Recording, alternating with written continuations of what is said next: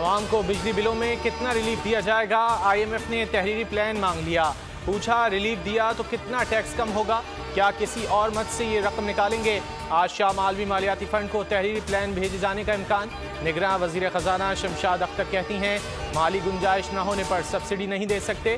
Senate की कायमा committee में ब्रीफिंग देते हुए कहा कि IMF प्रोग्राम पर अमल ना किया तो हालात मुश्किल होंगे। सरकारी इदारों का नुकसान नाकाबिले बर्दाश्त हद तक पहुँच गया।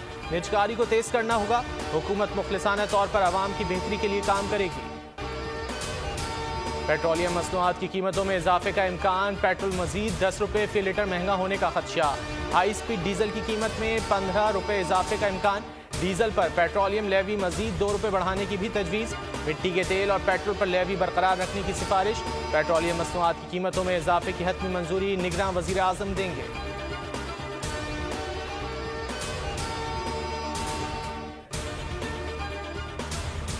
चंद दिन में इंतखाबी शेड्यूल जारी हो सकता है। इलेक्शन कमीशन ने इम्कान जाहिर कर दिया। Chief election commissioner Sikandar Sultan Raja की सियासी जमातों के वफूद से मुलाकात।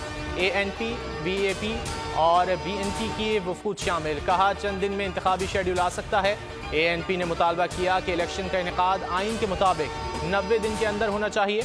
मियां इफ्तिखार हुसैन ने कहा कि जनवरी या फरवरी में इलेक्शन कहा गया। इलेक्शन कमीशन ने GDA और मुस्लिम लीग काफ को मुशावरत के लिए बुला लिया।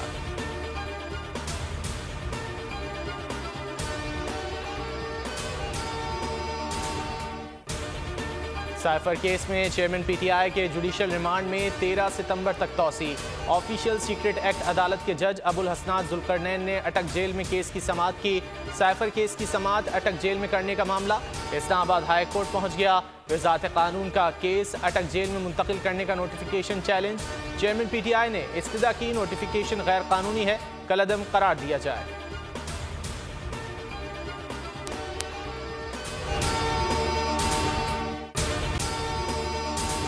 अगर आपको ये वीडियो पसंद आए तो लाइक पर क्लिक करें, सब्सक्राइब करें और बेल दबाएं ताकि कोई खबर रह न जाए।